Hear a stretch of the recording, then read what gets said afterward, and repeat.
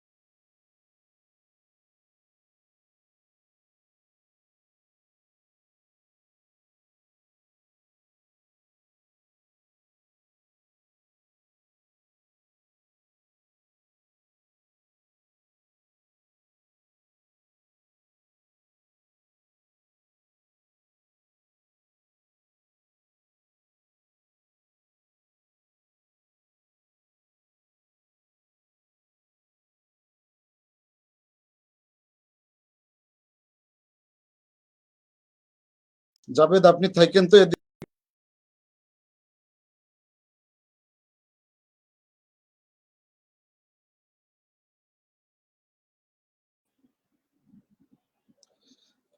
আসছে। জাভেদ, আপনি থাকেন তো এদিক এদিক চলে যেন না রে ভাই, এই যে নেটে ডিস্টার্ব করে কাজ করতে পারি না, তো আপনি চলে গেলে হবে? যেন না কোথাও, সাথে থাকেন। সরি ভাই, আপনাদের মাঝখানে ইন্টারাপ্টেড হয়ে গেছে অনেক। সো আমরা যেখানে ছিলাম, যে পরিকল্পনার ফলে আন্তর্জাতিক সম্প্রদায় যেটা বলেছে যে ইরানের উপর থেকে অবরোধ তুলে নেওয়া হবে, এর বিনিময়ে ইরান তার যে মজুদ আছে ইউরেনিয়াম সেটা ধ্বংস করবে। আর আন্তর্জাতিক সম্প্রদায় আর একটা কাজ করবে, সেটা হলো যে তার ইরানের যে বিলিয়নস অফ ডলার তারা আটকে রেখেছিল সেটা তারা ফেরত দিয়ে দিবে। সো এইভাবে চলতেছিল, এবং শুরু থেকেই মোটামুটি এটা কাজ করছিল। কথা ছিল যে প্রতি 3 মাস পর পর এটা আইএইএ যে ইনভেস্টিগেশন করবে এবং ইনভেস্টিগেশন রিপোর্ট যেটা আইএইএ দিবে, সেই রিপোর্ট অনুযায়ী আমেরিকার প্রেসিডেন্ট এটাকে সত্যায়ন করবেন, এবং উনি যখন সত্যায়ন করবেন তখনই এটা ধরে নেওয়া হবে যে এটা মানে অ্যাক্টিভেটেড আছে। যদি না হয় তাহলে এটা অ্যাক্টিভেটেড থাকলো না। দুঃখজনকভাবে এটা 2017-তে যখন ডোনাল্ড ট্রাম্প ক্ষমতায় এসেছেন, উনি মার্চ মাসে এবং জুন মাসে এই দুইটা টার্মের অ্যাটেস্টেশন করার পরে, যখন সেপ্টেম্বর টার্মেরটা অ্যাটেস্টেড করার সময় এসছে অক্টোবর মাসে, তখন উনি এটাকে বাস বলছেন যে উনি আর করবেন না। তার মানে কার্যত আমরা জানি যে 2017 সালের সেপ্টেম্বরের পর থেকে, দ্যাট মিনস অক্টোবরে যেটা অ্যাটেস্টেড করার কথা ছিল, তারপর থেকে এই পরিকল্পনাটা আর ফাংশন করছে না, বা আমেরিকা আনঅফিসিয়ালি প্রথম একতরফা ভাবেই সরিয়ে নিয়েছে। সর্বশেষ আমরা জানি যে 8 মে 2018 তারিখে এই পরিকল্পনাটা দুর্বল, পরিকল্পনাটা আমেরিকার জন্য মানহানিকর, এই ধরনের বিভিন্ন খোড়া যুক্তি বা অজুহাত তুলে আমেরিকা নিজেকে প্রত্যাহার করে নিয়েছে, অফিসিয়ালি একদম প্রত্যাহার করে নিয়েছে। এবং যুক্তরাষ্ট্রের উপরে যে সমস্ত অবরোধ এর ভিতরে তুলে নেওয়া হয়েছিল ফেজ বাই ফেজ, সেগুলোকে আবার উনি পুনরারোপ করার ঘোষণা দেন।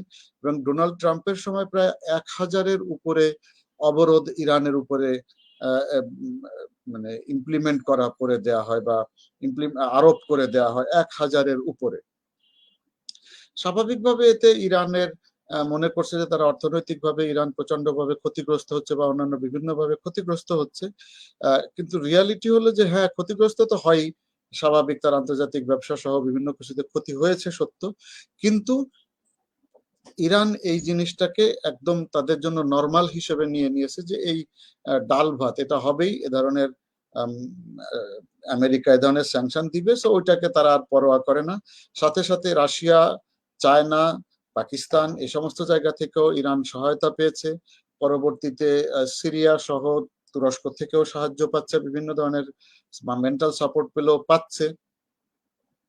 সো ইরানকে যখন বিভিন্ন ধরনের স্যাংশন আমেরিকা ইম্পোজ করছে, ওই যদিও জো বাইডেন আসার পরে উনি চেষ্টা করছিলেন এটাকে সমাধান করবেন, বাট এখনো পর্যন্ত আমরা সে ধরনের কোনো উপযুক্ত কোনো কিছু আমরা সেখানে দেখতে পাচ্ছি না। এখনো পর্যন্ত কোনো ধরনের সমাধান সেখানে হয়েছে বলে আমরা দেখছি না। রাদার এর ভিতরে গোপনে গোপনে 6টা মিটিং হয়ে গেছে, যেই মিটিংগুলোর কোনো আউটকাম এখনো আসে নাই, মূলত আমেরিকার সাথে হয়েছে। যুক্তরাষ্ট্র যখন প্রত্যাহারের ঘোষণা দিয়েছিল এখান থেকে 2018 সালের 8 মে তারিখে, সেই সময় বিভিন্ন ধরনের রিয়াকশনও পৃথিবী থেকে এসেছিল। যুক্তরাষ্ট্রের বা ট্রাম্পের যারা পেট সৌদি আরব, ইউএইর মতন দেশগুলো, তারা এটার পক্ষে গান গাইছিল। যদিও এখানে আমরা ইউএই এবং সৌদি আরবই এই সবকিছুর কলকাঠি নেড়েছে বলে আমরা মনে করি, সেটা আমরা দেখতে চাই যে আসলে এই ঘটনাটা কি ছিল। বাট তার আগে আমরা দেখি যে P5-এর যারা অন্য দেশগুলো, যেমন রাশিয়া বা চায়না, এরা তো এর বিরোধিতা করেছে ভারীভাবে।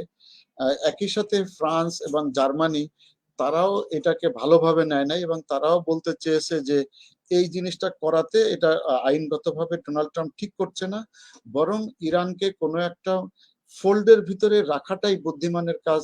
যেহেতু আমরা তাকে বলতেছি সে রগ স্টেট বা পাগল একটা দেশ, সো পাগলকে তো আপনি শাকো নাড়িয়ে দিতে পারেন না, তাহলে তো আপনার জন্যই ক্ষতিগ্রস্ত হয়ে যাবে।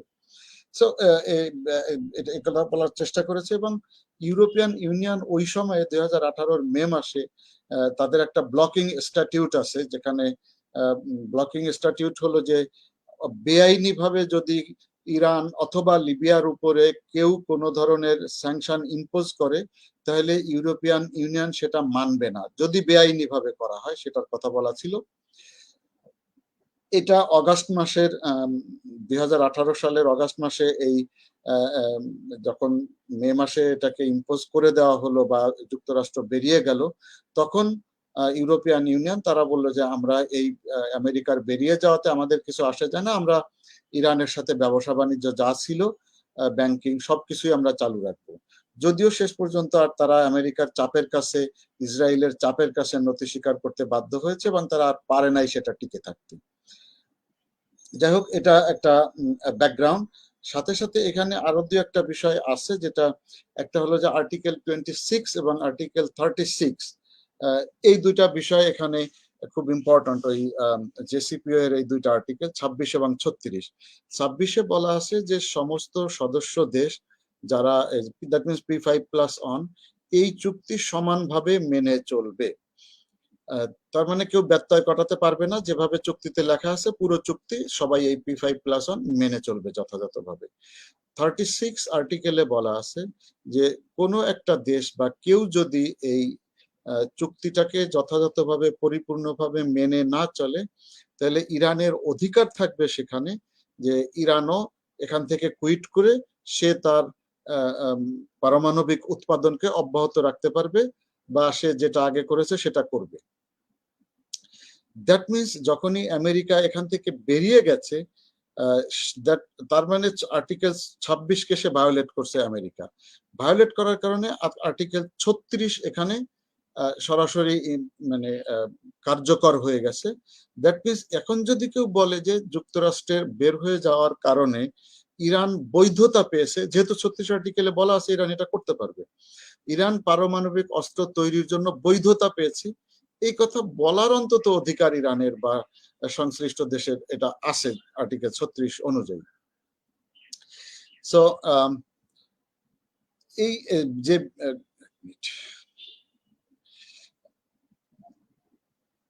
এই আর্টিকেলটা বা এই ইরান মানে আমেরিকা কেন এত দ্রুত ডোনাল্ড ট্রাম্পের সময় বেরিয়ে গেল, সেটার কি কারণ ছিল? এটাকে আন্তর্জাতিক প্রেক্ষিতে যেটা দেখা হয়ে থাকে যে আমরা যেটা বলি যে সৌদি আরবের সাথে কি শিয়া সুন্নি মতদ্বৈধতা, এই জিনিসটা আমার কাছে কখনোই মানে একদমই বাস্তবত মনে হয় নাই, এবং এটা এক ধরনের বোগাস কথা বলেই আমার কাছে সবসময় মনে হয়েছে। এটা শিয়া সুন্নি ভাই, আমি তো সৌদি আরবের লোকজনদেরকে, বিশেষ করে প্রশাসনের সাথে যারা কিং ফ্যামিলি যারা, এদেরকে তো আমি মুসলমানই মনে করি না, বরং আমি কাজ করেছি সৌদি আরবে, আমার পোস্টিং ছিল। আমার কাছে মনে হয়েছে যে তারা ইসলামের সবচেয়ে বড় শত্রু। তো সেখানে শিয়া, যে ইসলামের সবচেয়ে বড় শত্রু, সে শিয়া সুন্নির ভিতরে কিভাবে আসবে? তো শিয়া সুন্নির বিষয়টা খুব বড় বিষয় আমার কাছে কখনো মনে হয়নি। বরং যেটা মনে হয় সেটা হলো যে ইরানের প্রভাব বা প্রতিপত্তি সৌদি আরবের উপরে গ্রাজুয়ালি বাড়ছে। ওই অঞ্চলগুলোতে ইরানের সততা আছে, ইরানের একনিষ্ঠতা আছে, যেভাবেই থাকুক না কেন, এবং তারা ইসরায়েলকে যে কোনোভাবে দমিয়ে রাখার চেষ্টা তারা করার মতন তাদের যোগ্যতা আছে এবং সেটা চেষ্টাও করে। ফিলিস্তিন বা আল আকসা মসজিদকে তারা প্রোটেকশন দেওয়ার যত তাদের পক্ষে সম্ভব সেটা চেষ্টা করে।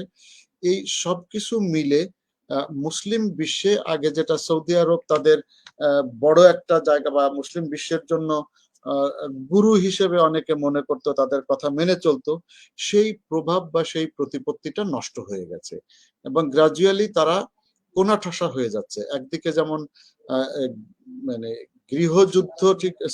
গৃহযুদ্ধ ঠিক আমরা বলবো না, একদিকে যেমন আমাদের সৌদি আরবের প্রতিপত্তি কমে আসছে, আবার একইভাবে সৌদি আরবের যে তাদের নিজেদের ঘরের দ্বন্দ্ব, কে রাজা হবে, কে ক্রাউন প্রিন্স হবে, সেগুলো নিয়েও যে দ্বন্দ্ব শুরু হয়েছে, সবকিছু মিলে সৌদি আরবের একটা টালমাটাল অবস্থা।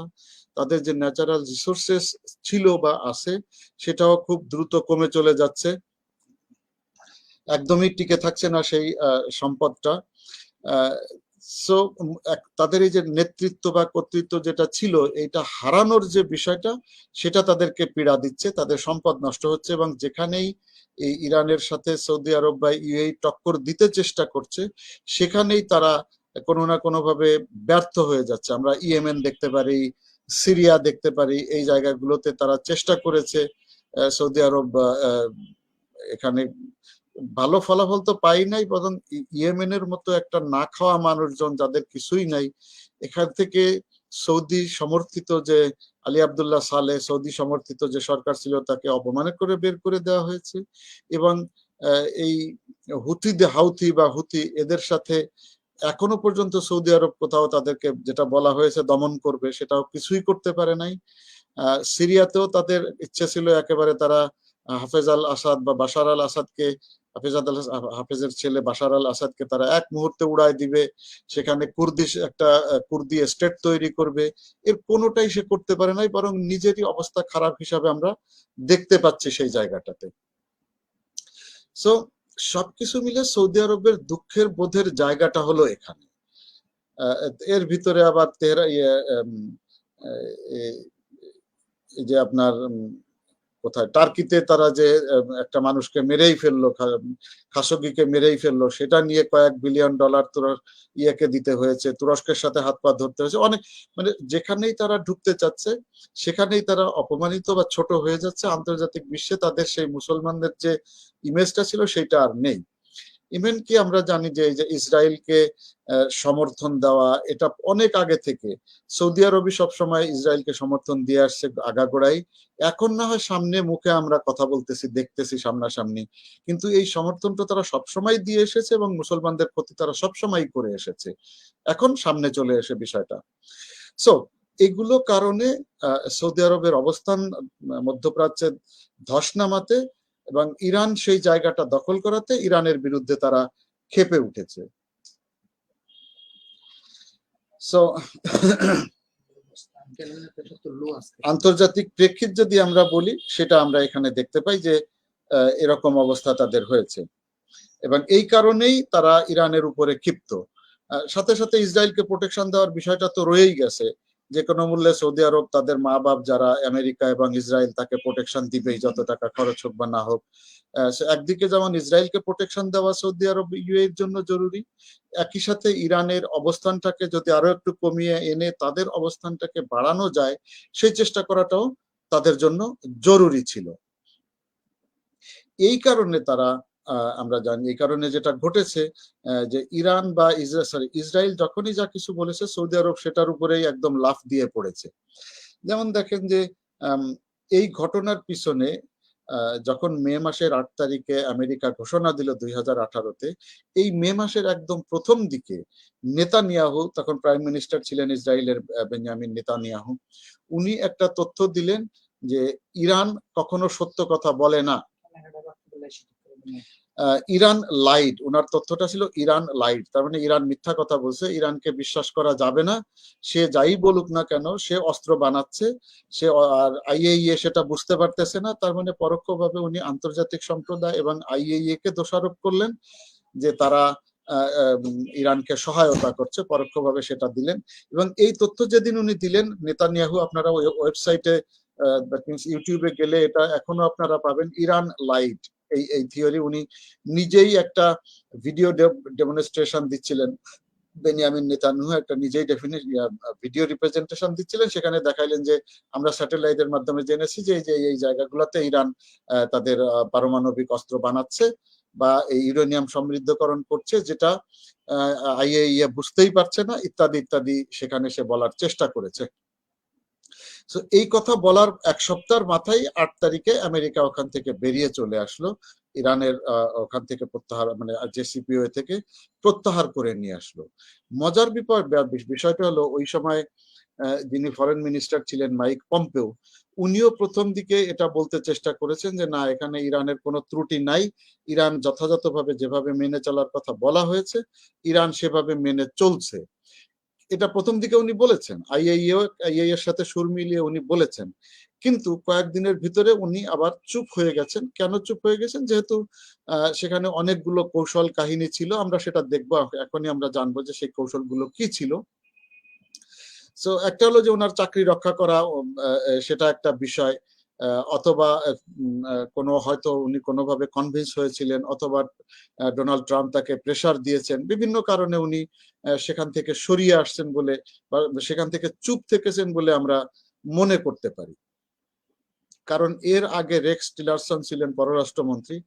রেক্স টিলারসনের সময় এ ভদ্রলোক কিছু কাজকাম বুঝতেন, অবশ্যই দেখি আমরা যে রেক্স টিলারসনের সময় এই কথাগুলো তখনও উঠেছে এবং তখনও ডোনাল্ড ট্রাম্প চেষ্টা করছিল রেক্স টিলারসনকে দিয়ে এই চুক্তিটাকে বাতিল করানোর জন্য, কিন্তু রেক্স টিলারসন তার নীতিগত জায়গা থেকে উনি সরে আসেন নাই, যে কারণে তাকে পদত্যাগ করতে বাধ্য করা হয়েছে বা পররাষ্ট্রমন্ত্রীর পদ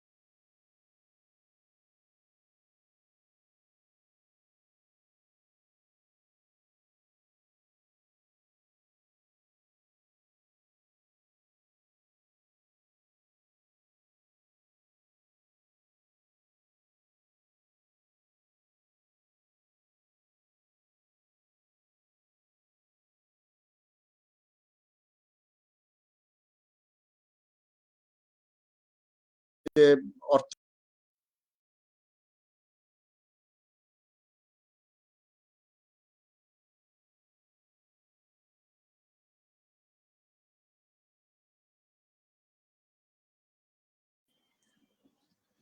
হ্যাঁ, এবার বোধহয় দেখেন ঠিক আছে, আবার এসছে।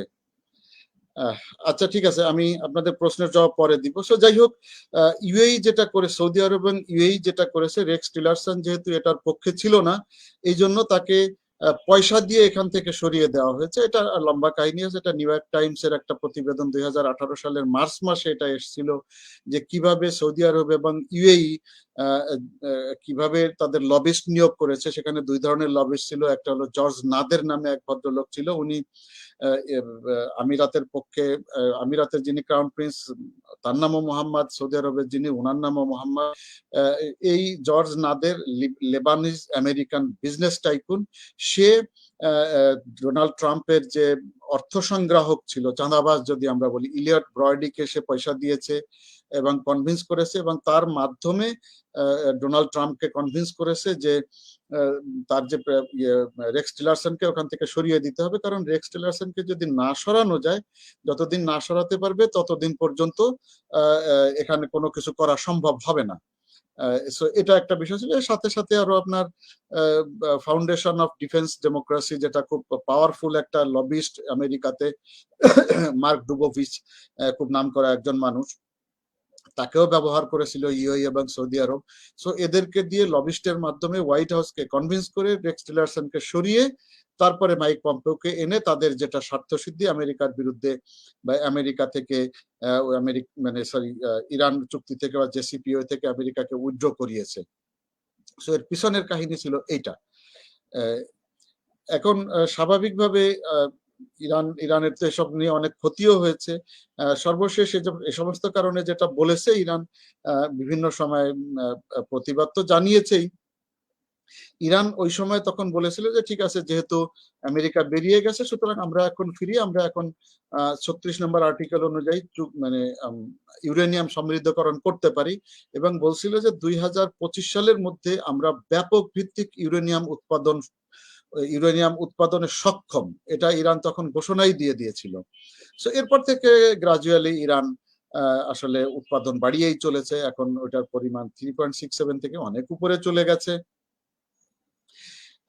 ইরানকে যারা সাহায্য করেছে, আমরা যদি দেখতে চাই যে একে পারমাণবিক অস্ত্রে সুসজ্জিত করতে কারা সাহায্য করেছে, সেটা মূলত আমরা এখানে 4টা দেশকে বেশি দেখতে পারবো। প্রথম হলো আমেরিকা, ফ্রান্স, দেন পাকিস্তান এবং রাশিয়া। এই 4টা দেশ তাদেরকে, তো প্রথম তাদেরকে যারা শুরু করেছে সেটা হলো 1957-এ যুক্তরাষ্ট্রের সাথে প্রথম ইরানের পারমাণবিক সহযোগিতা চুক্তি সই হয়।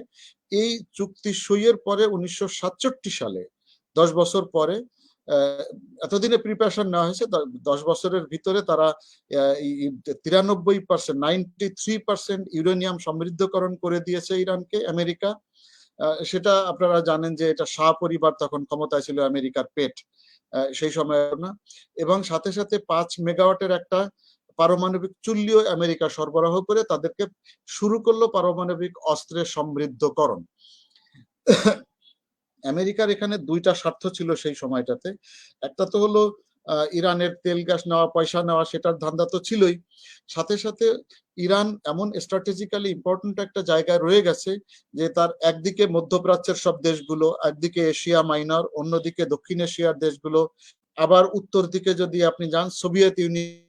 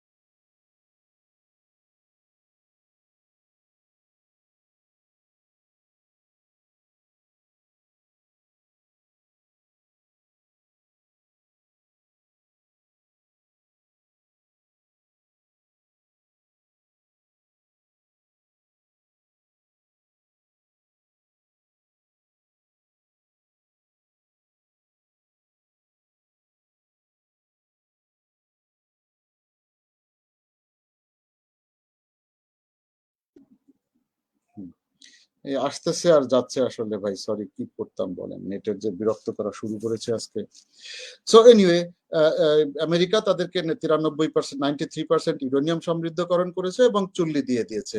এমনকি 1976-এ 1976 সালে একটা জয়েন্ট স্টক কোম্পানি, ফ্রান্সের একটা জয়েন্ট স্টক কোম্পানি ছিল, এটা এনটিআই এর একটা প্রতিষ্ঠান ছিল, ইউরোডিভ। এই ইউরোডিভ তারাও মানে তাদের যে মালিকানা ছিল, ইউরোডিফের যে ইউরেনিয়াম সমৃদ্ধিকরণ প্রকল্প ছিল, সেই প্লান্টের 10% শেয়ার শাহ ফ্যামিলি খরিদ করে নেয় এবং সেটা কিনতে প্রায় $1 বিলিয়ন ফ্রান্সকে দিয়েছিল। এটার ব্যাপারে বলা হয় যে ফ্রান্স সরকারেরও অনুমতি ছিল বা ইঙ্গিত ছিল। এই মোহাম্মদ রেজা শাহ পাহলভির সময় এটা করা হয়েছিল। সেন্ট্রিফিউজ গ্যাস এগুলো দেওয়া হয়। এরপরে 76-এ এটা দেওয়া হলো। 79-এ এসে যখন ইরানের বিপ্লব হলো, এই সময় তো শাহ ফ্যামিলি ওখানে পালিয়ে গেল। ইরানের মানে আমেরিকান এম্বাসিকেও ইরানের ছাত্র এবং ইয়াং জেনারেশন তারা গিয়ে ওখানে আটকে রাখলো। অনেক ঘটনা সেখানে ঘটেছে। সো এরপরে অনেকদিন, এবং যারা এক তো রেজা শাহ পাহলভি বা মোহাম্মদ রেজা শাহ পাহলভি, সেও যেমন পালিয়ে গেছে, সাথে সাথে যে বেশ কিছু টেকনিশিয়ান যারা ছিল, এই পারমাণবিক চুল্লির যারা ইঞ্জিনিয়ার, টেকনিশিয়ান, এক্সপার্ট ছিল, তারাও দেশ ছেড়ে পালিয়ে চলে যায়। ফলে আপাতত সময়ের জন্য তাদের ইউরেনিয়াম উৎপাদন বন্ধ হয়ে যায়। এই বন্ধ হয়ে যাওয়ার কারণে তারা কিছুদিন সময়ও নিয়েছে। আবার 79-এ যখন নতুন সরকার রেভলিউশনের মাধ্যমে খামেনিরা ক্ষমতায় এসছে, তাদের দেশ গোছানোরও একটা বিষয় ছিল। এই সময়ে কিছুদিনের ভিতরেই তারা 1992 সালে বিশেষ করে তারা পাকিস্তান, চীন এবং রাশিয়াকে ইরান তাদের পাশে পেয়ে যায়। ইরানের সাথে রাশিয়ার 1992 সালে গোপনে ইউরেনিয়াম চুক্তি হয়, যেটা 1995 সালে এসে রাশিয়া সেটাকে স্বীকার করে বা ঘোষণা দেয় যে হ্যাঁ করেছে, এবং সেটার প্রেক্ষিতে তারা বুশের একটা শহরের নাম, যেটা পারমাণবিক শহর বলে বলা হয় ইরানের, সেইখানে তারা কাজ সম্পন্ন করার ঘোষণা দেয়। 3 বছরের ভিতরে তারা যা যা সমস্যা ছিল সেটা দূর করে। এবং প্রফেসর কাদির খান, পাকিস্তানের যিনি নিউক্লিয়ার সায়েন্টিস্ট ছিলেন, উনিও এখানে লিবিয়া এবং ইরানকে উনি নিজেও শিয়া ছিলেন। লিবিয়া এবং ইরানকে পারমাণবিক অস্ত্রে সজ্জিত করার জন্য বা তাদেরকে এক্সপার্টিস দেওয়ার জন্য ট্রেনিং থেকে সবকিছু উনিও দিয়েছেন, উনি নিজেও স্বীকার করেছেন।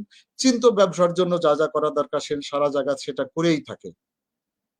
সো এটা হলো যে তাদেরকে মূলত আমেরিকা এবং ফ্রান্স তাদেরকে পারমাণবিক অস্ত্রে সুসজ্জিত করার সব ধাপগুলো ক্লিয়ার করে দিয়ে গিয়েছিল, কারণটা আমরা বললাম। এখন এই সংঘাতটা কিভাবে শুরু হয়েছে, সমস্যাটা কিভাবে শুরু হলো? যুক্তরাষ্ট্রের সাথে ইরানের সমস্যা আজকে না, আমরা শুধু 2018 সাল যদি দেখি সেটা ভুল হবে, সেটা এখন না, এটা আসলে প্রায় আরো আজ থেকে 60 বছর আগে সেই দ্বিতীয় বিশ্বযুদ্ধের সময় বা সেই 40s থেকেই তাদের সাথে সমস্যা বেশ প্রকটই ছিল আমেরিকা ইরানের সাথে। শাহদের আমলে শাহ ফ্যামিলি সবসময় আমেরিকার পেট ছিল এবং তাদেরকে আমেরিকাই বসিয়েছিল এর আগে, এবং এদের পিছনের শক্তি ছিল যুক্তরাজ্য। শুধু যুক্তরাষ্ট্র একা না, যুক্তরাষ্ট্র তো সামনে থাকে, কিন্তু সবচেয়ে মেধাবী যারা তারা হলো ব্রিটেন। এই ব্রিটেন এই সব ধরনের কলকবজা, তারা কলকাঠি নাড়িয়ে আমেরিকাকে দিয়ে, সিআইএ কে দিয়ে তারা সামনে এনে যা করার করেছে, কিন্তু কাজগুলো পিছন থেকে যুক্তরাজ্য তখন ঘটিয়েছে। এটা একটা বিষয় হলো যেমন 1951 সালে সে সময় ইরানে দ্বিতীয় বিশ্বযুদ্ধের পরপরই যখন ইরানে যখন নির্বাচন হচ্ছিল, তখন মোহাম্মদ মোসাদ্দেক ওইখানকার প্রধানমন্ত্রী হলেন নির্বাচনে, এবং এই লোকটা পশ্চিমা শিক্ষিত ছিলেন কিন্তু খুব দেশপ্রেমিক একজন মানুষ ছিলেন। উনি ক্ষমতা নিয়েই দেখলেন যে তেল সম্পদ বা তেল গ্যাস যা ইরানের আছে সবই আমেরিকা এবং ব্রিটেন তারা খেয়ে ফেলছে, ইরানের মানুষের ভাগ্য বদলের মতন কোনো উপায় নেই। এটা দেখার পরে উনি দ্রুত সময়ের ভিতরে ইরানের সমস্ত তেল, গ্যাস, কয়লা, যা ন্যাচারাল রিসোর্স যতগুলো ছিল সবগুলোকে উনি ন্যাশনালাইজ, জাতীয়করণ করলেন, যে এটা আর বাইরের কেউ করবে না, এখন থেকে ইরানিরাই তাদের নিজের সম্পদের দায়িত্ব নিজেরা নিবে। সো সেই দায়িত্ব নিতে যেই গিয়েছেন তখনই সমস্যায় পড়ে গেছে। বিশেষ করে ব্রিটিশ এবং আমেরিকানদের আতে ঘা লেগেছে।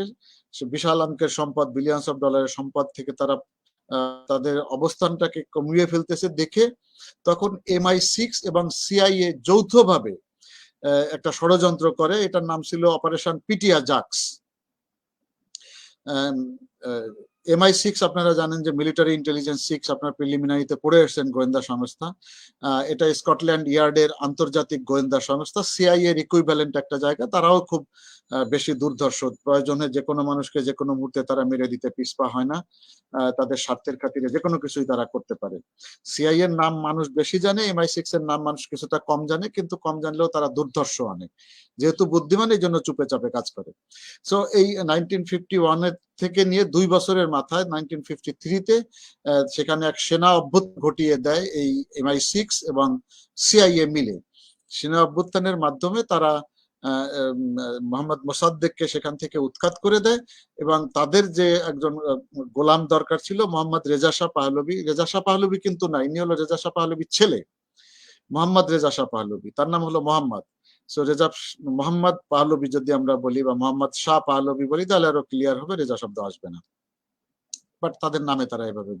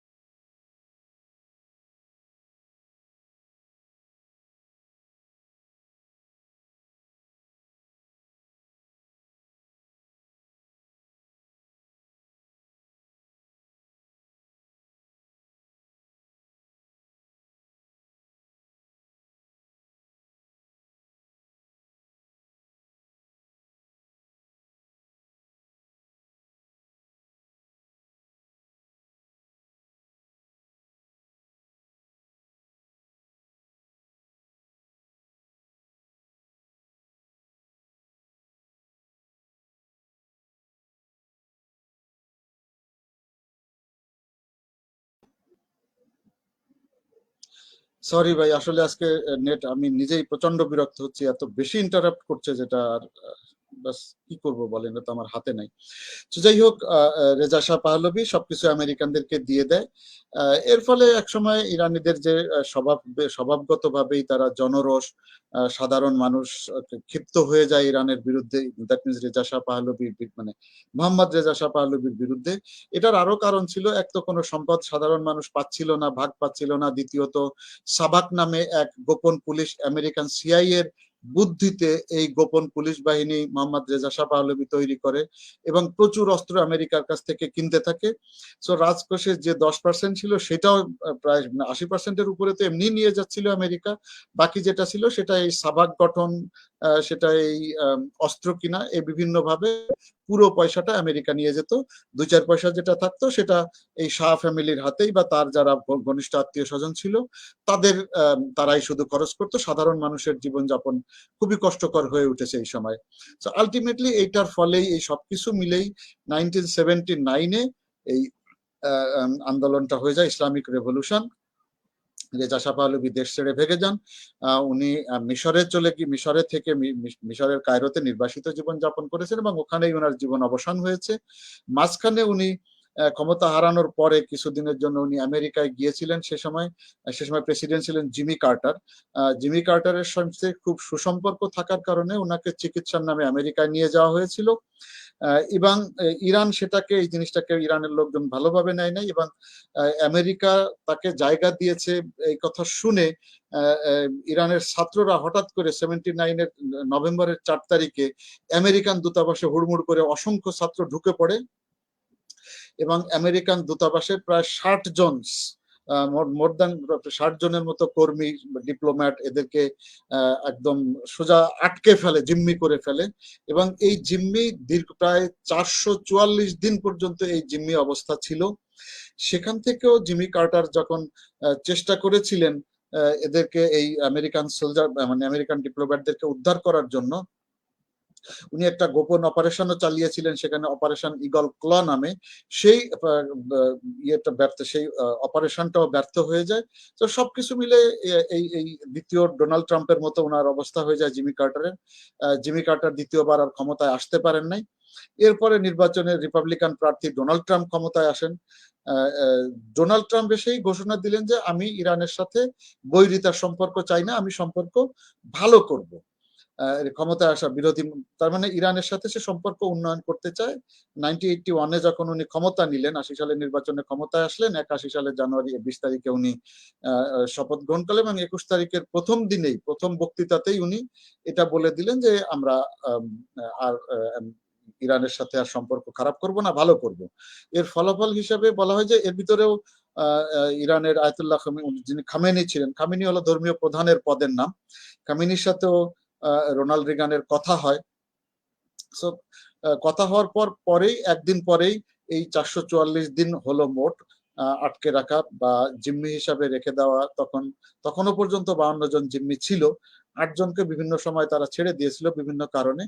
সো এই 444 দিন পরে রোনাল্ড রিগানের বক্তৃতা যখন ইরানের পক্ষে উনি কথা বললেন, তখন এদেরকে ইরানের স্টুডেন্টরা বা ইয়াং জেনারেশন তাদেরকে ছেড়ে দিল। তার মানে আমেরিকার সাথে সেই মানে 50-এর দশক থেকে আমরা দেখতে পাচ্ছি যে টানাপোড়েন এবং 80-র দশক পর্যন্ত সেটা একদম প্রকাশ্যেই ছিল।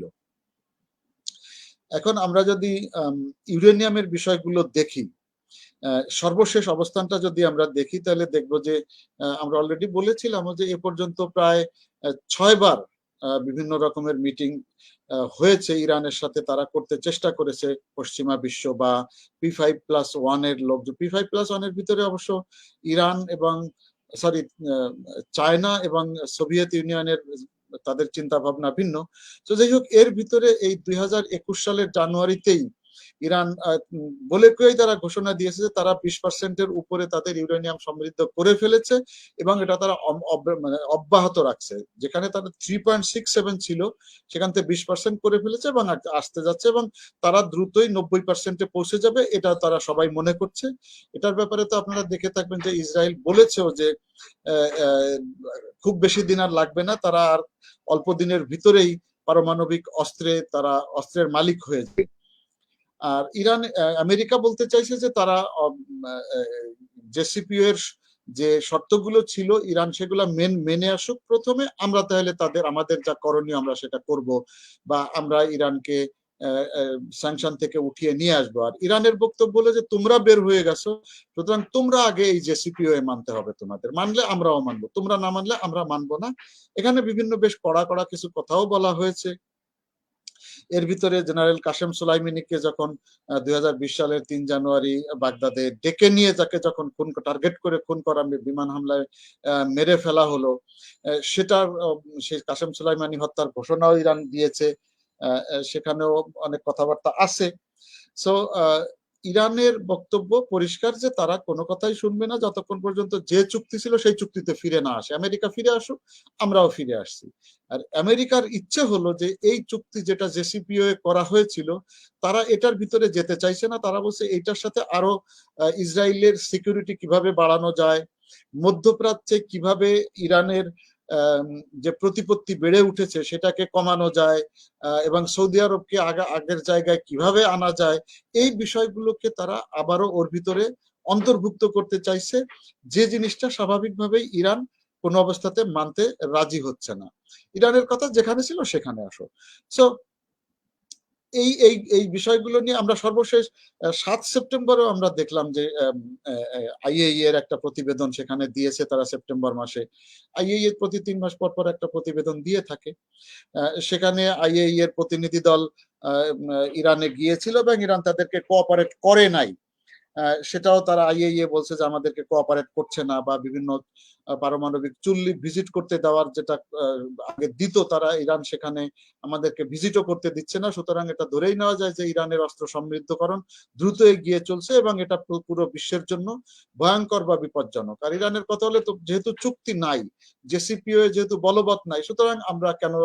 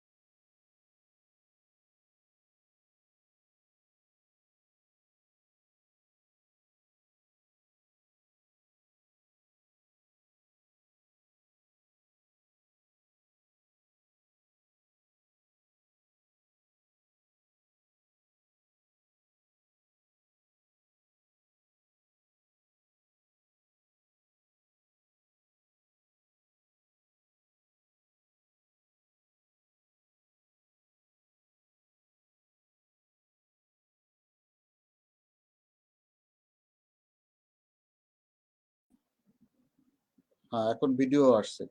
সো এনিওয়ে আমাকে আসলে এখন শেষ করা ছাড়া উপায় নাই। দ্রুত শেষ করে আপনাদেরও প্রশ্ন থাকবে আশা করি সেগুলোরও জবাব দিব। সো দেখা যাচ্ছে যে বাইডেন প্রশাসনের সাথে এখনো এটা নিয়ে সমাধান হয় নাই। কারণ বাইডেন প্রশাসনের মূল জায়গাটা হলো তার নিজের স্বার্থ, সৌদি আরবের স্বার্থ, ইউএইর স্বার্থ এবং ইসরায়েলের স্বার্থ দেখা। ইরান সেখানে থাকলো না থাকলো সেটা তার মুখ্য বিষয় নয়।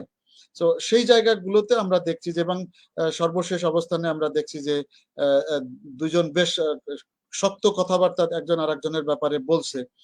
জো বাইডেনও বলছে যে না, আমরা ইরানের শর্তের উপরে যাব না, ইরান আগে পুরাপুরি মানবে, তারপরে আমরা দেখব কি করি। আর ইরান বলছে যে আমরা এটা করব না, যেহেতু চুক্তি তোমরাই সরেছো এবং চুক্তি অনুযায়ী তোমাদেরকেও মানতে হবে, আমাদেরকেও মানতে হবে। সো বিভিন্নভাবে দুইজনই তার অবস্থানে এখনো পর্যন্ত অনড়, এবং কোনো ধরনের সমাধান আমরা এখনো পর্যন্ত দেখতে পাচ্ছি না।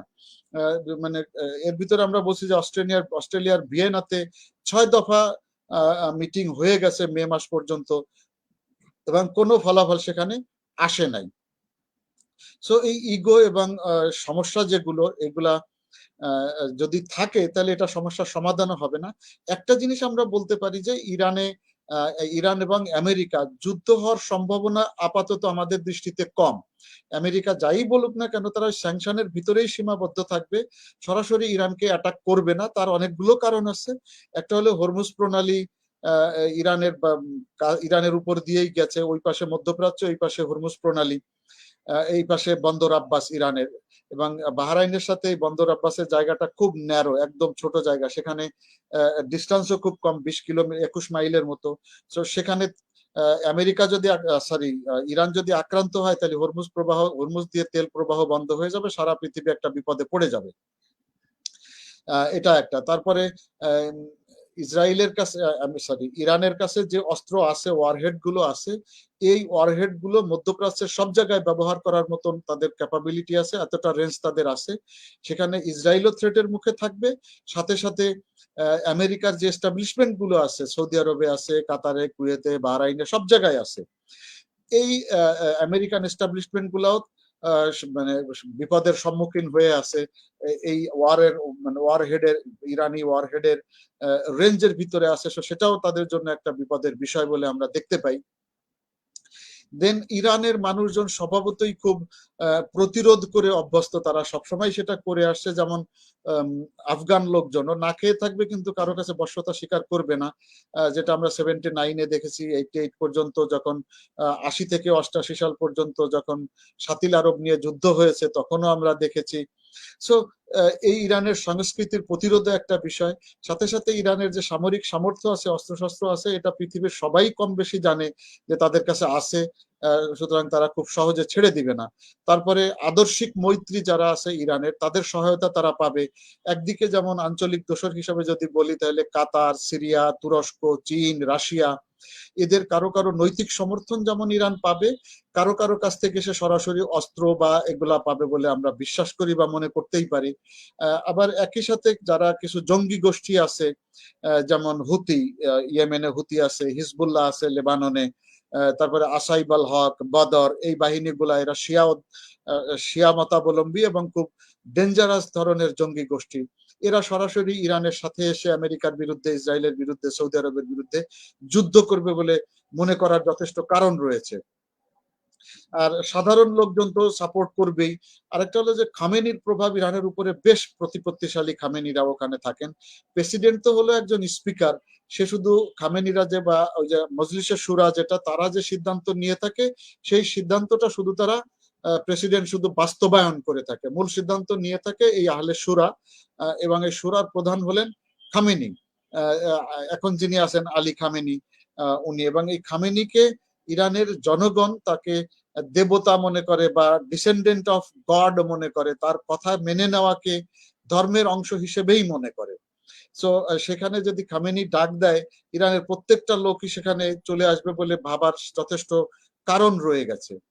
আর জাতিসংঘের মাধ্যমে তো এই যুদ্ধ চাপাতে কোনো অবস্থাতেই পারবে না, কারণ জাতিসংঘের সিকিউরিটি কাউন্সিলে এটা রাশিয়া এবং চীনের কারণে এটা পাশও হবে না, বিল পাশও হবে না। তাহলে আসলে তাকে আসতে হবে ইরাকে যেভাবে করেছিল ইউকে এবং ইউএসএ, তারা নিজেদের মতন করে আসতে হবে। সেটাও এই সময় এই যে মন্দা গেল, তারপরে কোভিড এর সমস্যা, এই সমস্ত কিছু মিলে আমেরিকা এবং ইউকে এত বড় ঝুঁকি নিবে সেটা মনে হয় না। রাদার ইউকের বিষয়টাতে আমরা দেখেছি যে টনি ব্লেয়ার যখন এই ধরনের ঝুঁকি নিয়েছিল মিথ্যা তথ্যের উপরে ভিত্তি করে, টনি ব্লেয়ার ক্ষমতা থেকে যাওয়ার পরেও অনেকদিন তাকে কমিশন ফেস করতে হয়েছে, নাস্তানাবুদ হতে হয়েছে। সুতরাং এই ধরনের একটা ঘটনা আবার তারা ঘটাবে বলে মনে হয় না। এমনকি আমেরিকান সিনেট থেকে বা পার্লামেন্ট থেকে এটাকে ক্লিয়ার করাতে পারবে কিনা সেটা এখনো বলার সময় আসে নাই। সেটা বিভিন্ন কারণে সেটা আরো বিপদের সম্মুখীন হওয়ার সম্ভাবনাই আমরা দেখি। তারপরে আরো একটা বড় বিষয় হলো যে যদি এ ধরনের সমস্যা হয় সেই ক্ষেত্রে বিশ্বের অপরিশোধিত তেলের পরিবহন যেহেতু বন্ধ হয়ে যাবে, সুতরাং তেলের ক্রাইসিসের কারণে পুরা বিশ্বের একটা বড় অংশ কার্যকলাপ, ইন্ডাস্ট্রি বা গাড়ি চলা বলেন, প্লেন চলা বলেন, বন্ধ হয়ে যাবে। কারণ পৃথিবীতে যতটা তেল প্রয়োজন হয় তার 40 ভাগ তেল শুধুমাত্র এই উপসাগর দিয়ে পার হয়। হরমুজ প্রণালী দিয়ে বিশ্বের প্রয়োজনীয় 40% তেল। তো এই 40% তেল যখন ইন্টারাপ্টেড হয়ে যাবে, বিশ্বে হাহাকার অবস্থা হয়ে যাবে। কাজ কাম বন্ধ হয়ে যাবে এবং বিপজ্জনক অবস্থায় হয়ে যাবে। তেলের দাম তো $100 থেকে বেড়ে $500 পর্যন্ত চলে যেতে পারে। সবকিছু মিলে মনে হয় না যে ইরানের বিরুদ্ধে যুদ্ধ ঘোষণা করবে আমেরিকা বা সৌদি আরব, এত বড় রিস্ক নিবে বলে মনে হয় না। যেটা অবশ্য আমরা এর ভিতরেও দেখেছি, সৌদি আরব মাঝে মধ্যে বলেছে যে আমরা বসতে চাই, আলোচনা করতে চাই। আমেরিকাও চেষ্টা করছে সর্বতোভাবে। যদিও আমেরিকা বলছে যে আমরা সবভাবে চেষ্টা করে যদি না পারি তখন যে ব্যবস্থা নেওয়ার সেটা নিব। আমার যেটা মনে হয়, যে ব্যবস্থা বলতে উনি কি করবেন, উনি কিছু স্যাংশন দিবেন, এর বাইরে খুব বেশি কিছু করতে পারবেন বলে আমার কাছে মনে হয় না। জো বাইডেন তো ক্ষমতা আসার পরে অলরেডি কিছু উনি করেছেন। এর ভিতরেই তার যে পররাষ্ট্রমন্ত্রী ব্লিংকেন, সেও বলেছে যে দেরি হয়ে যাচ্ছে, কারণ ইরানের সাথে বসার কথা বারবার বলার পরেও ইরান বলছে যে না, এখন আমরা বসতে চাইছি না, সময় আমরা নতুন সরকার এসেছে, সরকার আসার পরে আমাদেরকে সময় দিতে হবে, আমরা আপাতত বসতে পারছি না। তার মানে এই কথার দ্বারা ধরে নেওয়া হচ্ছে যে তারা ডিনাই করছে আমেরিকাকে যে এর সাথে বসে লাভ নাই। এটা এই কথার সমর্থন হলো যে খামেনি ওখানে অলরেডি বলে দিয়েছে যে ফ্রান্স এবং আমেরিকা, ব্রিটেন এরা গাদ্দার, সুতরাং এদের সাথে আর বসার কোনো যুক্তি নাই, কোনো কারণও নাই। তারা কথা যেটা বলে সেটা কাজ করে না, সো তাদের সাথে আর আমরা বসবো না। তো সেটারও প্রতিফলন আমরা দেখছি যে প্রচন্ড ভাবে তারা পারমাণবিক অস্ত্রে সুসজ্জিতকরণ করছে নিজেদেরকে, এবং তারা আর আমেরিকার সাথে এক গাদা মিটিং এর পরে যেহেতু সমাধান হয় নাই, তারা আর এই মুহূর্তে সহজে বসতে চাচ্ছে না। বাট আন্তর্জাতিক রাজনীতির দুইটা ফেস থাকে। এটা যে কোনো আন্তর্জাতিক রাজনীতি বলে, যে কোনো রাজনীতি, আমাদের রাজনীতিবিদরাও দেখবেন মুখের উপরে যেটা বলছে ভিতরে হয়তো অন্য ঘটনা ঘটছে। সো উপরে আমরা দেখতেছি যে খামেনি এবং জো বাইডেন বা ব্লিংকেন তারা উপরে যে কথাগুলো বলছে, আমরা বিশ্বাস করতে চাই যে হয়তো ভিতরে ভিতরে তারা কোনো সমস্যার সমাধানে পৌঁছার চেষ্টা করছে। সো দেখা যাক, দেখি কি হয়। আমরা তো বুঝতে চাই যে হ্যাঁ না, এটা দ্বারা ভালোই হবে, দুই দেশ সমাধানের ভিতর আসবে। এখন সমাধান কিভাবে হবে, আমেরিকার সাথে এদের সমাধান কিভাবে হবে? কারণ আমেরিকার মুখ্য জায়গাটা হলো ইসরায়েলকে সেভ করা, ফ্রান্সের মুখ্য জায়গাটা ইসরায়েলকে সেভ করা, এবং কোনো অবস্থাতেই ইরানকে অস্ত্র বানাতে না দেওয়া। সেই জায়গাটাতে তারা আসতে পারছে না, তাহলে কিভাবে আসা সম্ভব? সবচেয়ে বড় বিষয় হলো যে অস্ত্রের যে প্রতিযোগিতা মধ্যপ্রাচ্যে শুরু হয়েছে, এটার নেতিবাচক দিক ছাড়া কোনো ভালো দিক নেই। সৌদি আরব অস্ত্র কিনতেছে আমেরিকার কাছ থেকে, লাভবান হচ্ছে আমেরিকা, এবং ফ্রান্সের কাছ থেকে লাভবান হচ্ছে ফ্রান্স। তারা আমেরিকা এবং ফ্রান্সের জন্য এই যুদ্ধ খেলা বাঁধিয়ে রাখাটা তাদের জন্য লাভজনক। এদিকে ইরানও বাধ্য হচ্ছে চীনের কাছ থেকে অথবা রাশিয়ার কাছ থেকে অস্ত্র কিনতে। তো সবাই যারা খেলোয়াড় এটার পিছনে, তাদের লাভ হচ্ছে বলে আমরা দেখি। আর সবচেয়ে ভয়ঙ্কর বিষয় হলো যে যদি কোনো রকম কিছু লেগে যায়, তাহলে মধ্যপ্রাচ্য কেন, এই অঞ্চলের কোনো অস্তিত্ব থাকবে না। কারণ পারমাণবিক অস্ত্র একমাত্র পৃথিবীতে দ্বিতীয় বিশ্বযুদ্ধের সময় জাপানে অল্প ছোট জিনিস, সেই ফ্যাটম্যান এবং লিটল বয়কে ব্যবহার করার কারণেই আমেরিকার জিন্দেগি হারাম হয়ে গিয়েছে। আর এখনকার পারমাণবিক অস্ত্র তো আরো বেশি ভয়ঙ্কর। এই সময় যদি এই পারমাণবিক অস্ত্রের ব্যবহার হয়, তাহলে ইরান, ইসরায়েল আর সৌদি আরব, ইরাক, ইউএই যে ধ্বংস হবে তা না, বরং পুরো অঞ্চলটাই একদম ধ্বংসস্তূপে পরিণত হয়ে যাবে। এই উত্তাপ, এই গরম সহ্য করার মতন অবস্থা পৃথিবীর নেই। তৃতীয় বিশ্বযুদ্ধ বললেও এটা কম হবে, এটা ধ্বংসাত্মক যুদ্ধ হয়ে যাবে পুরা পৃথিবীর জন্য। আরেকটা হলো যে এই জেসিপিও এর ভিতরে জ্যাক সুভিলিয়ান, যিনি এখন পররাষ্ট্র উপদেষ্টা প্রেসিডেন্টের, আমেরিকান প্রেসিডেন্টের যিনি নিরাপত্তা উপদেষ্টা যিনি, জ্যাক সুলিভান, এই জেসিপিও যখন করে তখনও উনি আমেরিকার ফরেন মিনিস্টারের, তখন হিলারি ক্লিন্টনের সহযোগী ছিলেন, এবং 2015 সালে ইরানের সাথে যে পরমাণু চুক্তি করা হয়েছিল, জেসিপিও যেটা করা হয়েছিল, সেটার একটা গুরুত্বপূর্ণ ভূমিকা উনি পালন করেছিলেন। এবং আমেরিকান সিনেটের প্রেসিডেন্ট অথবা আমেরিকার ভাইস প্রেসিডেন্ট বাইডেনই তখন এই চুক্তিটা করার জন্য সব ধরনের মেধা দিয়েছেন, সব ধরনের প্রচেষ্টা উনি তখন চালিয়ে গিয়েছেন। সো এদের এই চুক্তিতে থেকে সরে আসা মানে তারা তাদের নিজেদেরকে ডিনাই করা বোঝানো হয়।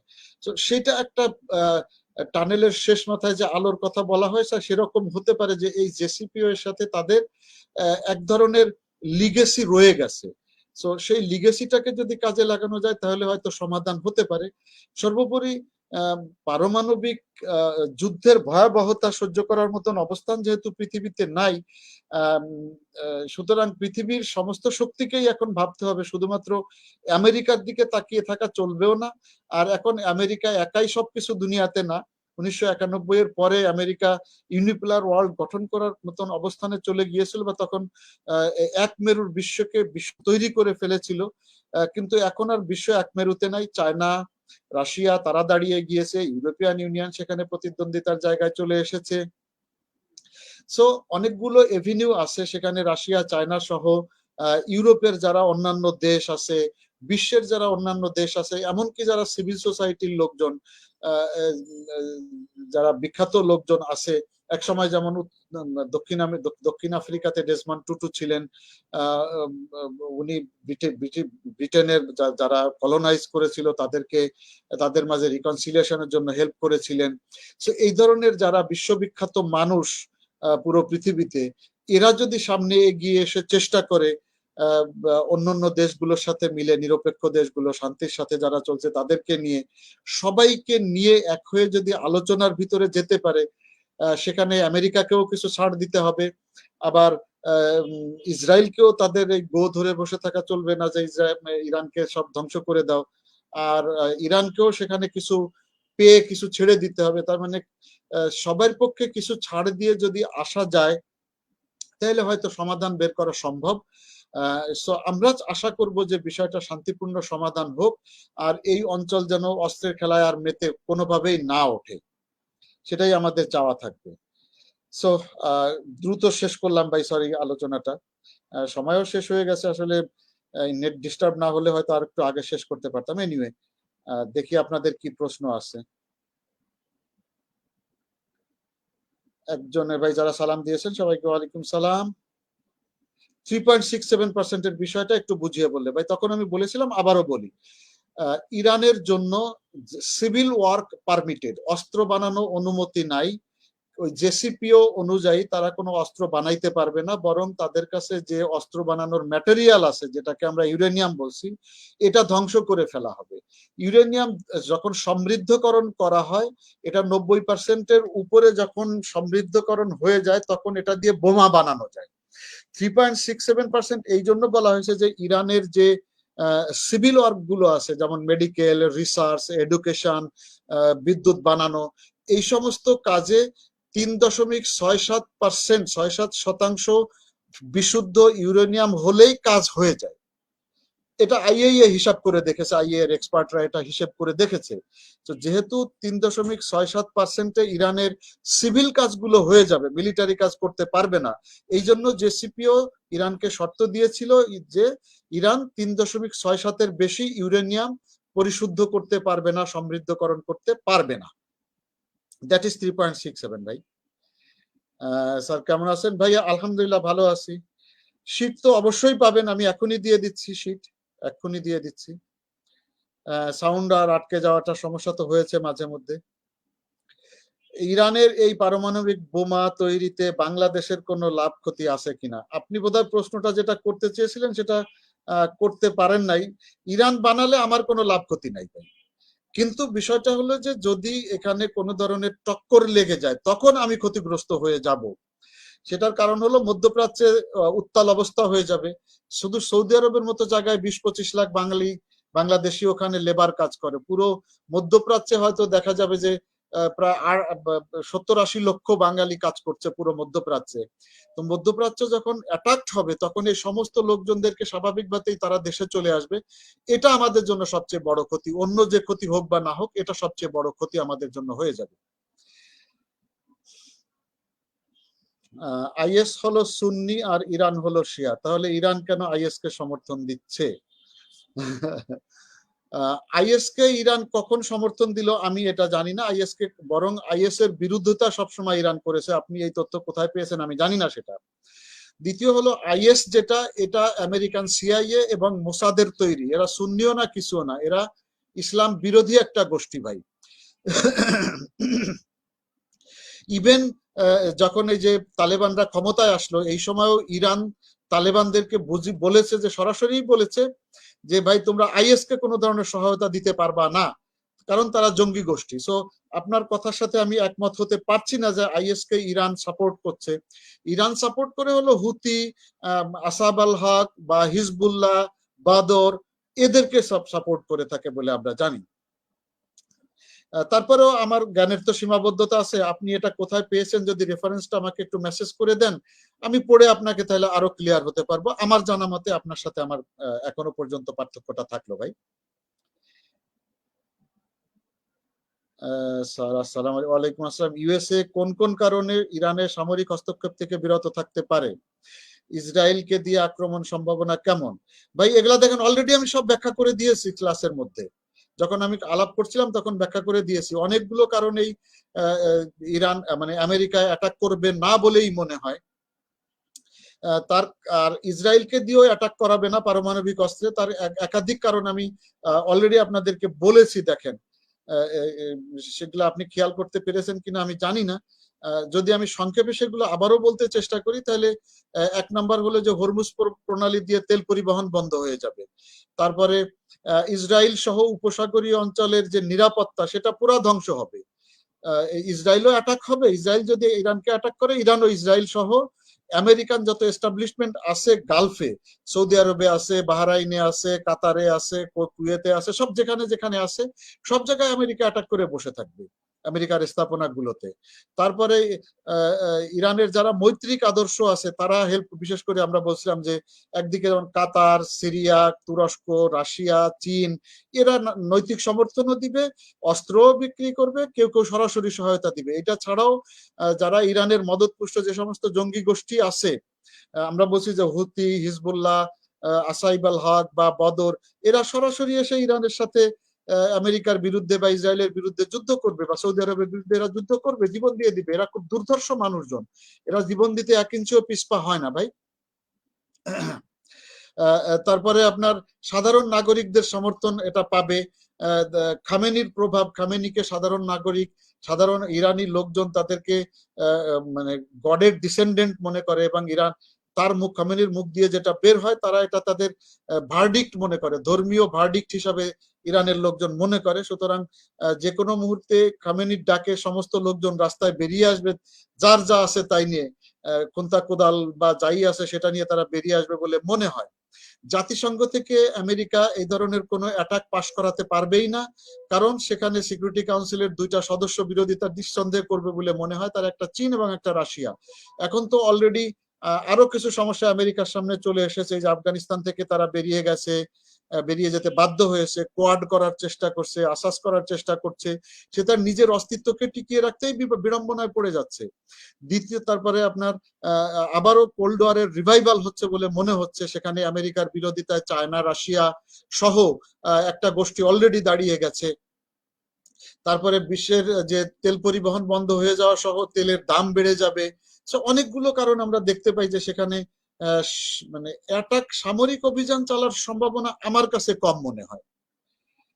ঠিক আছে না ভাই? এবং ইসরায়েলকে দিয়েও করাবে বলে আমার কাছে মনে হয় না, কারণ ইসরায়েলকে দিয়ে করাক আর আমেরিকা নিজেই করুক, ঘটনা তো একই ঘটবে, পারমাণবিক যুদ্ধ শুরু হয়ে যাবে। যেটা আমরা বললাম যে এটা নেওয়ার মতো ক্ষমতায় পৃথিবী হয়তো নাই। তালেবানের উত্থান ইরান ইস্যুতে কি ভূমিকা রাখতে পারে? তালেবানদের সাথে তো আমি বললাম অলরেডি যে তালেবানদের সাথে চায়না, রাশিয়া তারা সাপোর্ট দিচ্ছে। ইরানের সাথেও তালেবানদের কথা হয়ে গেছে, পাকিস্তানও তাদেরকে সাপোর্ট দিচ্ছে, ভিতরে ভিতরে আইএসআই এর জন্ম তারা। এবং ইরান স্বাভাবিকভাবেই, আমেরিকা যেহেতু এই অঞ্চল থেকে এই তালেবানদের 60,000-এর সামনে টিকতে পারে নাই, সো আমেরিকার শক্তির যে মাত্রা সেটাও পুরো বিশ্ব যেমন হিসাব করছে, ইরানও সেটা দেখে উৎফুল্ল না হওয়ার কোনো কারণ নাই যে ইরান আর পারছে না, আমেরিকা আর আমাদের সাথে যুদ্ধ করে পারবে না, কারণ আমি তো আমার মাটিতে। আর আমেরিকাকে উড়ে আসতে হবে কোথা থেকে দেখেন, ওই সৌদি আরব থেকে অথবা ওই ইউএই থেকে উড়ে এসে তারপরে কাজ করতে হবে। সো সেই ক্ষেত্রে উড়ে এসে ইরানকে আক্রমণ করা, আর ইরান তার মাটি থেকে ক্ষেপণাস্ত্র নিক্ষেপ করা, তার যে যুদ্ধ জাহাজ হরমুজে পাহারা দিচ্ছে তাকে অ্যাটাক করা, এটা ইরানের জন্য খুব সহজ হয়ে যাবে। সো ইরান তো স্বাভাবিকভাবেই আমরা মনে করতেই পারি যে এটার কারণে উদ্বুদ্ধ হবে বলেই মনে হয়। গত ক্লাসে পলিসি ব্রিফ নীতিপত্র প্রসঙ্গ তুলেছিলেন, এটা তো ভাই বলেছি, এটা আমাদের একটা পুরো ক্লাসই আছে আমাদের। তো ঠিক আছে, দেখি আমি নেক্সট ক্লাসে তাহলে আপনাদের এটা যদি পারি পলিসি ব্রিফ নিয়ে তাহলে কথা বলবো ইনশাআল্লাহ। পলিসি ব্রিফটা জরুরি, আমি বুঝি এটা সবার জন্যই জরুরি। ঠিক আছে, আমরা 12 নম্বর ক্লাস যদি আমি ভুলে না যাই তাহলে পলিসি ব্রিফ নিয়ে কথা বলবো। একটা হলো পলিসি ব্রিফ, সমস্যার সমাধান, দুটো আসলে একই জিনিস। আমরা নেক্সট ক্লাসে এটা নিয়ে কথা বলবো ইনশাআল্লাহ, এটা নিয়ে বিস্তারিতই আলোচনা করবো আশা করি নেক্সট ক্লাসে। বাকিগুলা আমরা পরবর্তীতে আলাপ করবো এমপিরিক্যালে। তালেবান সুন্নি, তাহলে ইরান কেন তালেবানকে সমর্থন দিবে? Very good. দেখেন, আন্তর্জাতিক রাজনীতির খেলা ধর্মের উপরে সব ক্ষেত্রে হয় না। আজারবাইজান সুন্নি মুসলমান, না সুন্নি না, সেখানে শিয়াও আছে সুন্নিও আছে, অথচ আজারবাইজান ইসরায়েলের সমর্থন নিয়ে চলে। কেন? কারণ ইসরায়েল আজারবাইজানকে সমর্থন দিলে ইরানকে বিপাকে ফেলতে পারে। এখানে ধর্মের কোন, রাজনীতিতে ধর্মের জায়গা খুব একটা বেশি নাই। যেখানে ধর্মকে ব্যবহার করলে আমার লাভ হবে রাজনৈতিকভাবে, সেখানেই আমি ধর্মকে ব্যবহার করব। যেখানে লাভ হবে না সেখানে আমি ধর্মকে ছুড়ে মারবো। That is international politics, absolutely. সুতরাং আলটিমেটলি ওই শিয়া সুন্নির বিষয়গুলো দেখেন, আমি সৌদি আরবের ক্ষেত্রেও বলেছিলাম, একদম শুরুর দিকে আপনারা হয়তো মিস করে গিয়ে থাকবেন, যে শিয়া সুন্নির এই যে গল্প, এই যে দ্বন্দ্ব, এগুলো স্রেফ একটা ভাওতাবাজি ভাই। এটা স্রেফ রাজনীতি, আন্তর্জাতিক রাজনীতি আমরা যখন পড়েছি, দেখেন এই যে সেকেন্ড বা থার্ড, প্রথম ক্লাসে একদম প্রথম অংশে যে আন্তর্জাতিক সম্পর্ক, আন্তর্জাতিক রাজনীতি কি জিনিস, সেটাকে আপনারা এখানে এখন অ্যাপ্লাই করে দেখেন যে আন্তর্জাতিক রাজনীতি এটা হলো ক্ষমতার বিষয়, এখানে স্বার্থের বিষয়। ও কে ভালো থাকলো কে মন্দ থাকলো তাতে আমার কিছু আসে যায় না। ধর্ম আমি ব্যবহার করব না সেটাও নির্ভর করবে আমার স্বার্থের সাথে সংশ্লিষ্ট যেখানে সেখানে। সো এই শিয়া সুন্নির বিষয়টাকে আমি এই বিষয়েই আনি না, এটা সোজা রাজনীতি, ক্ষমতার দ্বন্দ্ব বলেই আমি মনে করি ভাই। সো আর কারো কোনো প্রশ্ন আছে কিনা ভাই দেখেন, থাকলে আমি সেটার জবাব দেওয়ার চেষ্টা করি।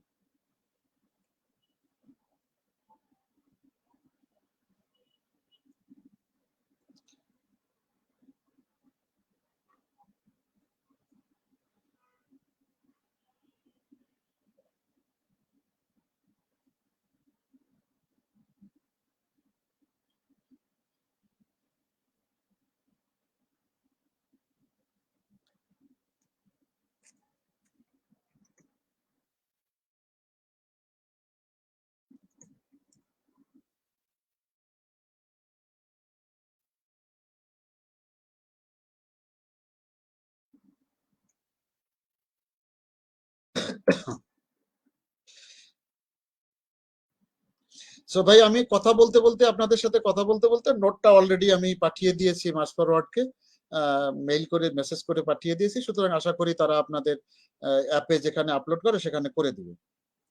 একজন বলছে যদি কিছু মনে না করেন তাহলে ভিন্ন প্রশ্ন করি ভাই। এগুলো আসলে তো সময় নাই আমার। এই ভঙ্গুর রাষ্ট্র, ব্যর্থ রাষ্ট্র, একই জিনিস, এগুলো আলাপ করেছে কিন্তু ভাই অলরেডি দেখেন বিভিন্ন সময়। আপনারা যারা অন্য ক্লাসের ভিতরে ঢুকে ভিন্ন প্রসঙ্গে আসেন, এটা আসলে আমার জন্য সময় বের করাটা ডিফিকাল্ট হয়ে দাঁড়ায় ভাই। বাট প্রশ্ন করলে তখন জবাব না দিলেও নিজের কাছে খারাপ লাগে। এই ইনভেস্টমেন্ট এগুলো সব অলরেডি আমরা আলাপ করে চলে আসছি ভাই। 4 number class, 7 number class, 3 number class, এইসব জায়গাগুলোতে সব আলাপ করে চলে আসছি। আপনারা তখন ক্লাস করেন নাই, অথবা এসে হঠাৎ করে নতুন একটা প্রসঙ্গ নিয়ে আসছেন। আচ্ছা ঠিক আছে, ফরেন ডাইরেক্ট ইনভেস্টমেন্ট বলে কোনো কিছু আমার জ্ঞানে আমি পাই নাই। আপনি কোথায় পেয়েছেন আমি জানি না। সাধারণত এফটিআই হিসাবে সব ক্ষেত্রে বলা হয়ে থাকে। সেটা হলো ফরেন ডাইরেক্ট ইনভেস্টমেন্ট যদি আপনি বোঝান যে দেশের মানুষ যে ইনভেস্টমেন্ট করছে সেটাকে যদি আপনি ডাইরেক্ট ইনভেস্টমেন্ট বোঝাইতে থাকেন, এটা আন্তর্জাতিক ক্ষেত্রে আসে না। ফরেন ডাইরেক্ট ইনভেস্টমেন্ট সেটা হলো যে অন্য বিদেশের যে কোনো কোম্পানি, সরকার নয়, যে কোনো কোম্পানি অথবা যে কোনো ব্যক্তি যদি ইনভেস্টমেন্ট করে তৃতীয় কোনো দেশে গিয়ে, সেটাকে ফরেন ডাইরেক্ট ইনভেস্টমেন্ট বলা হয়। দ্যাট মিনস ধরেন টাটা বিড়লা গ্রুপ বাংলাদেশে 10 বিলিয়ন ডলারের ইনভেস্টমেন্ট করবে, এটা হলো ফরেন ডাইরেক্ট ইনভেস্টমেন্ট। ইন্ডিয়ান সরকার করছে না, একটা কোম্পানি করছে। বা আরব কোনো এক শেখ, সে মনে করেন $1 বিলিয়ন বাংলাদেশে ইনভেস্ট করবে, সে এটাকে ফরেন ডাইরেক্ট ইনভেস্টমেন্ট বলা হবে, যেটা সরকার টু সরকার না, ওইখানকার ব্যক্তি বা প্রতিষ্ঠান আমাদের এখানে এসে ইনভেস্ট করছে বা অন্য কোনো দেশে ইনভেস্ট করছে, এটা হলো এফডিআই বলা হয়। এফডিআই ক্রাইটেরিয়া গুলো দেখেন, যে শীট আমরা দিয়েছিলাম সেখানে লেখা আছে, পেয়ে যাবেন। আর ভঙ্গুর রাষ্ট্র বা ব্যর্থ রাষ্ট্র যদি বলেন, এটা বিভিন্ন জন বিভিন্ন ভাবে বলার চেষ্টা করে। প্রকৃতপক্ষে হলো যে ব্যর্থ রাষ্ট্রের কিছু ক্রাইটেরিয়া আছে। এটা 2000 সালের শুরুর দিকে, দ্যাট মিনস এই শতাব্দীর শুরুর দিকে এই বিষয়টা পশ্চিমারা সামনে নিয়ে আসে, বিশেষ করে সোমালিয়া, তারপরে পাকিস্তান, এই সমস্ত দেশের কারণে তারা বলতে চেয়েছিল যে এদেরকে যতই বেশি অনুদান দেয়, সাহায্য সহযোগিতা দেই না কেন, এটা কোনো কাজে লাগে না। এসব তারা মানে বলে নাই মুখ দিয়ে, কিন্তু বোঝাতে চেয়েছে সব তারা খেয়ে ফেলে। সাধারণ মানুষের কোনো ভাগ্যের উন্নয়ন হয় না, তাদের অর্থনীতির কোনো পরিবর্তন হয় না, দেশের কোনো উন্নয়ন হয় না, কোনো কাজে লাগে না। এটা ছাড়াও আরো যে এই সমস্ত দেশে সাধারণ অনেকগুলো ক্রাইটেরিয়া আছে, যেমন আপনার সেখানে আর্মিদের প্রভাব থাকে বেশি, আমলাদের প্রভাব প্রতিপত্তি বেশি থাকে, আমলারা সেখানে সিদ্ধান্ত গ্রহণে তৎপর হয়ে ওঠে। এই ধরনের অনেকগুলো ক্রাইটেরিয়া সেখানে আছে। ওই ক্রাইটেরিয়া যাদের ভিতরে পাওয়া যায় তাদেরকে ভঙ্গুর রাষ্ট্র বলা হতো।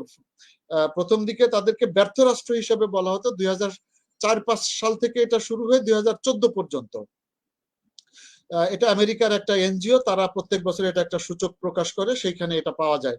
এই প্রতিষ্ঠানটা 2014 সাল থেকে এসে বলল যে এখন আর আমরা কাউকে এই ব্যর্থ রাষ্ট্র বলবো না, বরং ওই ক্রাইটেরিয়ার ভিত্তিতে আমরা এই ধরনের রাষ্ট্রগুলোকে ভঙ্গুর রাষ্ট্র বলবো, ফ্রাজাইল, তার মানে এ টিকে থাকতে পারছে না, এর স্ট্রং বেজে পাচ্ছে না, এই হিসাবে এটাকে ফ্রাজাইল বলা হচ্ছে, যে ঠুনকো একেবারে প্রায় ভেঙে যাওয়ার মতন অবস্থা তাদের। শুধু এইটাই তারা বলতে চেয়েছে যে এক জিনিসটা একই, 2014 আগে এই প্রতিষ্ঠানটা ব্যর্থ রাষ্ট্র বলতো, সেটাকেই এখন ভঙ্গুর রাষ্ট্র বলা হচ্ছে, ক্রাইটেরিয়া সেম। কেউ কেউ এই দুই জিনিসটাকে দুইভাবে বলার চেষ্টা করে, বাট আপনি ওই ওয়েবসাইটও আছে, আমি দিয়েও রেখেছি, দেখেন আপনাদের শীটের মধ্যে, সেখানে যেয়ে দেখেন যে ওই ওয়েবসাইট থেকে আপনি খুঁজে পেয়ে যাবেন এই যে তারাই এই নামকরণটা করেছে, 2014 সাল থেকে নামকরণটা চেঞ্জ করেছে, আর কিছুই না। সো আশা করি আপনাদের প্রশ্নের জবাবও পেয়ে গিয়েছেন ভাই। 8টার সময় তো নামাজ। ওয়েলকাম ভাই, ভালো থাকেন আপনারা। এই মাসে তো আর আপনাদের সাথে দেখা হচ্ছে না, আপনাদের ভিতরে কেউ কেউ হয়তো বা প্রিলিমিনারি পরীক্ষা দিবেন, আমার সাথে তো আর প্রিলিমিনারির আগে দেখা হচ্ছে না। তো সবাই ভালো থাকবেন ইনশাআল্লাহ। নেক্সট মান্থে আবারও আপনাদের সাথে দেখা হবে, তখন ইনশাআল্লাহ চেষ্টা করব, আমি দেখি আপনাদের লিখিতর জন্য আপনারা যেটা চেয়েছেন পলিসি ব্রিফ বা নীতিপত্র তৈরি করাটা, সেটার একটা স্ট্রাকচার আমি দিয়ে দিব ইনশাআল্লাহ। সো ঠিক আছে ভাই, সবাই ভালো থাকেন ইনশাআল্লাহ। শুভরাত্রি, আসসালামু আলাইকুম।